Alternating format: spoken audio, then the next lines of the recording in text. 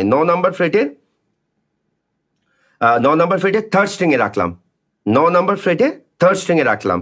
আর এই 3rd আর 4th আঙুলটা, 3 number আঙুলটাকে রাখবো কোথায়? 9, 10, 11 নাম্বার ফ্রেটের 5th স্ট্রিংয়ে।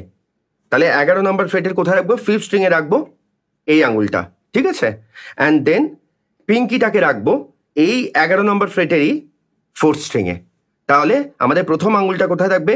9 নাম্বার ফ্রেটের 3rd স্ট্রিংয়ে, অ্যান্ড 3rd নাম্বার আঙুলটা থাকবে তোমার 11 নম্বর ফ্রেটের 5th স্ট্রিংয়ে, অ্যান্ড এই কেনে আঙুলটা থাকবে মানে পিঙ্কিটা থাকবে তোমার 11 নম্বর ফ্রেটেরই 4th স্ট্রিংয়ে, ঠিক আছে? তাহলে এটা হয়ে গেল তোমার C♯-7। খুব সুন্দর, একই ইমেজের শেপ, শুধু এখানে এসে শুধু এই আঙুলটা একটু চেঞ্জ করতে হবে। মানে আমরা এই যে ইমেজের ধরেছি, আমরা এখানে এনেই জাস্ট এই দেখো, এই যে ইমেজের ধরছি, ইমেজের জাস্ট এখানে নিয়ে এসে এই